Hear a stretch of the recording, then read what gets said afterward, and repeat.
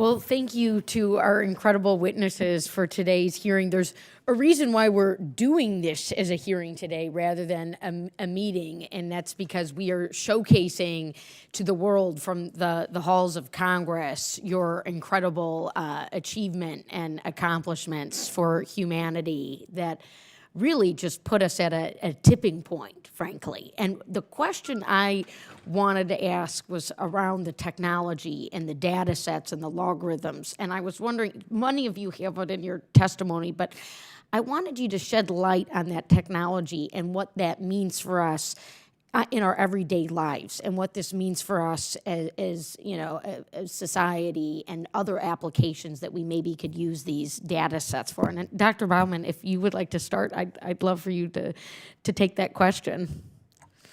Sure. So I've talked with a little bit so far about how the methods that we've developed for imaging a black hole can be applied to many different applications. I've highlighted MRI, taking better images of our brains and organs that are moving, and that could be, it's a very similar problem to imaging an evolving black hole over a night.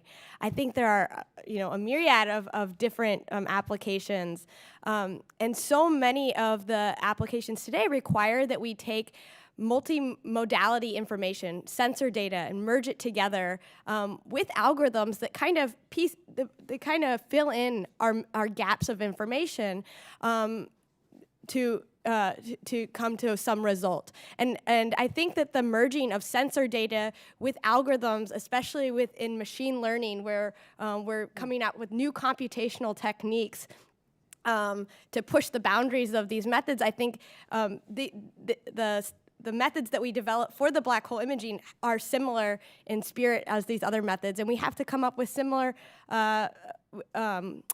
there are similar problems with them as well, like validating the information, making sure that these systems are robust in different situations, making sure that we don't impose too much prior information on our result and that we can see something unexpected. I think that these are similar problems throughout a variety of applications. How many people worked on the data set? So the imaging portion of it is only one small part of making an image of a black hole. There are many different steps, from developing instrumentation, installing these at the ends of the Earth in the South Pole even, through data processing. Whole new data processing pipelines had to be developed with the challenges of the EHT in mind. Even though we were building on past VLBI technology, these kind of had to be modified for the challenges we faced. Imaging and the model fitting and theory, understanding the interpretation, all of these were essential parts in getting that picture. And so we had over 200 collaborators in the EHT project. Wow. And there were additional collaborators who were not part of the collaboration who also were essential to making it possible. So this was the international collaboration that we've been talking about, that these large challenges, these big visions are really met by coming together. And that's something that we spend a lot of time on the science committee exploring and talking about, which is how to forge unlikely alliances, how to set the table. And frankly, that's something that the federal government does really well, when it's working well, is bringing folks together. I have one last little question about the black hole. And Mr. Perlmutter got into some of the fun of this, but you sort of, with your work, have begun to normalize the black hole, which was sort of just this big vision and debated if it was true and what it is.